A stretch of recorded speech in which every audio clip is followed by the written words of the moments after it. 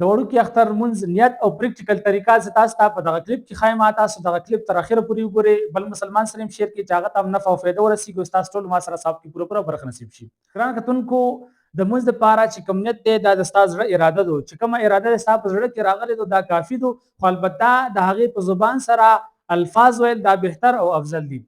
نیت داسې دی 2 رکعاته واجب مونځ کم د وړوکي اختر سره د واړه تکبیرونو یا سره د شپږو تکبیرونو دواړه ویلی شي. په دې حاضر وخت په دې حاضر امام پسې رضا خاص خدای تعالی لره محمد کعبې شریفې په لوري الله اکبر تکبیر تحریمه چې کله وایي دغه خپل لاسونه به چې دی د نوم نه لاندې وتړي.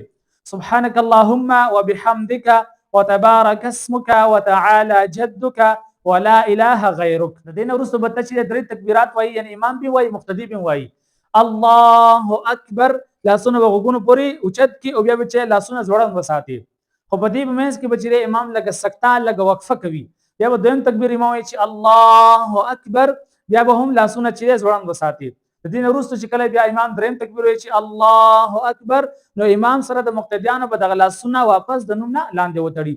اعوذ بالله من الشیطان الرجیم بسم الله الرحمن الرحیم. د دې نه وروسته به سوره فاتحه یعنی الحمد شریف ویلی شي، بیا به ورپسې چې یو سورت ویلی شي او د سورت پسې وروسته بیا امام چې تکبیر وایي رکوع ته به لاړ شي الله اکبر سبحان ربي العظیم سبحان ربي العظیم سبحان ربي العظیم سمع الله لمن حمده، او بیا به چې تکبیر وایي یو سجده به وکړي، بیا به تکبیر سره راوچت شي جلسه به وکړي، بیا به چې بیا تکبیر سره دویمه سجده وکړي.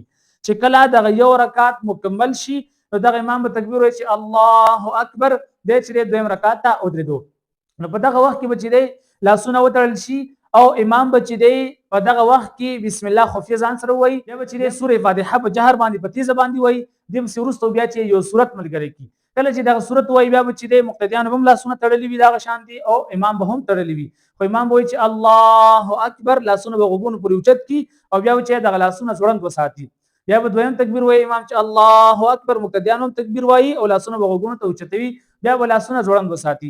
د دې نه وروسته بیا چې دریم تکبیر وایي چې الله اکبر، امام هم لاسونه اوچت کړي مقتدیان به اوچت کړي، بیا به لاسونه ځوړند وساتي. ډېر خلک داسې وي چې دغه یو غلطي کوي چې کله دغه دویم رکعت کې دغه دریم تکبیر ویل شي نو خلک لاسونه داسې وتړي، بیا تکبیر سره چې دی رکوع ته لاړ شي.